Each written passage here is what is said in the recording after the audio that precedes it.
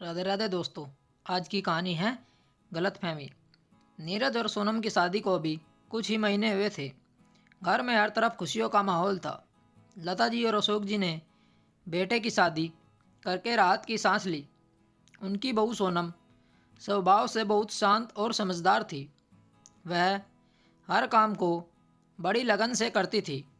शादी के बाद घर में पहला महीना ऐसा था जैसे घर में हर कोई अपने सपनों के महल में जी रहा हो। लता जी को लगता था कि अब उनकी जिम्मेदारी कम हो जाएंगी, लेकिन उन्हें यह भी महसूस हो रहा था कि नई पीढ़ी की जीवन शैली उनसे थोड़ी अलग है। सुबह का समय था। नीरज ऑफिस के लिए तैयार हो रहा था। सोनम ने उसका टिफ़िन तैयार कर दिया और कहा, नीरज, लंच टाइम पर खा लेना, मैंने तुम्हारी पसंद की सब्ज़ी बनाई है। नीरज मुस्कुराता हुआ बोला, तुम्हारे हाथ का बना खाना मैं कभी भूल ही नहीं सकता। तुम सच में सबसे खास हो। नीरज के जाने के बाद सोनम ने सोचा कि घर के बाकी काम भी निपटा लेती हूँ। उसने देखा कि लता जी पूजा ख़त्म करके रसोई में आ रही हैं। सोनम ने पूछा, माँ जी, आप और पापा दोपहर का खाना कितने बजे खाएंगे?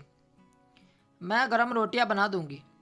लता जी ने मन ही मन सोचा, बहू तो हमारी उम्मीदों से बढ़कर निकली, इतना ख्याल रखने वाली और जिम्मेदार।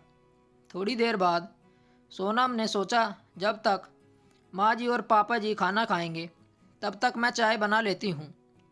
चाय बनाकर वह लता जी के पास गई और बोली, माँ जी, चाय पी लीजिए। लता जी ने चाय देखते हुए पूछा, सोनम, इस समय चाय? सोनम मुस्कुराते हुए बोली, माँ जी, मैंने सोचा आप लोग देर से खाना खाएंगे तो चाय बना देती हूँ। लता जी ने चाय ले ली और सोनम फिर रसोई में चली गई। फ्रिज खोलते ही सोनम ने देखा कि शाम की बची हुई रोटियां रखी हैं। उसने सोचा, चलो इन्हें गर्म करके चाय के साथ खा लेती हूँ। फिर ताज़ा आटा गूँथ कर माँ जी और पापा जी के लिए रोटी बना दूँगी। रोटियां गर्म करते समय लता जी रसोई में आ गई। उन्होंने पूछा, बहू, रोटियां बन गई क्या? पापा जी को जल्दी खाना है। सोनम ने हंसते हुए कहा, नहीं माँ जी, अभी बना देती हूँ, थोड़ा समय दीजिए, मैं अभी आटा गूँथ कर रोटियां बना देती हूँ। लता जी ने मन में सोचा, ये खुद रोटियां खा रही है और हमसे कह रही है अभी आटा गूँथना है। लता जी का चेहरा तुरंत बदल गया। उन्होंने गुस्से में कहा, तुम खुद चाय के साथ रोटी खा रही हो और हमसे कह रही हो आटा गूँथना है। क्या सिर्फ अपने लिए रोटियां बनाई है? तुम्हें क्या लगता है हम खाना नहीं खाएंगे? अगर रोटी नहीं बनानी है तो साफ साफ मना कर दो। सोनम को लता जी की बात सुनकर बहुत बुरा लगा। उसकी आंखों में आंसू आ गए। उसने कहा, माँ जी, ये रात की बची रोटियां थी, मैं इन्हें गर्म करके खा रही थी।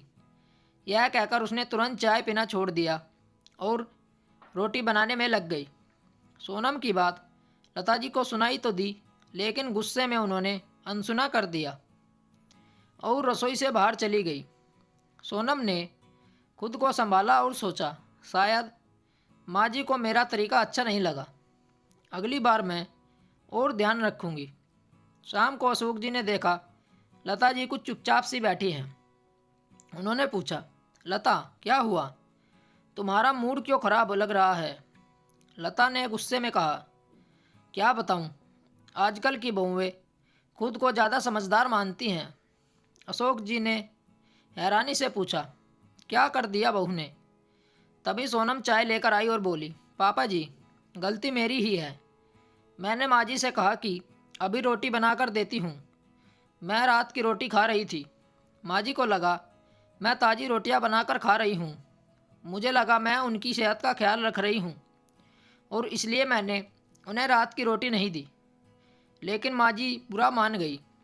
अशोक जी ने बात समझते ही हंसते हुए कहा, अरे लता, तुम्हारी बहू तो तुम्हारा कितना ख्याल रखती है और तुम बेवजह नाराज़ हो रही हो। बहू तो सही कर रही है, वह तुम्हें ताज़ी रोटियां खिलाना चाहती है और तुम हो कि बासी रोटियां खाना चाहती हो? लता जी को अपनी गलती का एहसास हुआ। उन्होंने सोनम को अपने पास बुलाया और कहा, बहू, मुझसे गलती हो गई। मैंने तुम्हारी बात का गलत मतलब समझ लिया। मुझे गलतफहमी हो गई थी। तुम तो सच में हमारे लिए भगवान का दिया तोहफा हो। मुझसे नाराज़ नहीं होना। सोनम की आंखों में आंसू आ गए। उन्होंने कहा, माँ जी, मैं आपसे नाराज़ कैसे हो सकती हूँ? आप तो मेरी माँ हैं। बस मेरी कोशिश है मैं आपको कभी शिकायत का मौका नहीं दूँ। इस दिन के बाद सोनम और लता जी का रिश्ता एक माँ बेटी की तरह हो गया। अब वे एक दूसरे का अच्छे से ध्यान भी रखने लगी। रिश्तों में गलतफहमियाँ तो होती रहती हैं, लेकिन उन्हें प्यार से सुलझाने में ही समझदारी है। स्टोरी को लेकर आपकी क्या राय है? नीचे कमेंट करके हमें बताएं। ऐसी ही और बेहतरीन कहानियाँ सुनने के लिए हमारे चैनल को ज़रूर सब्सक्राइब करें। मिलते हैं आपसे एक और नई कहानी के साथ। तब तक जुड़े रहिए हमारे चैनल के साथ। कहानी सुनने के लिए आप लोगों का बहुत बहुत धन्यवाद। राम राम दोस्तों।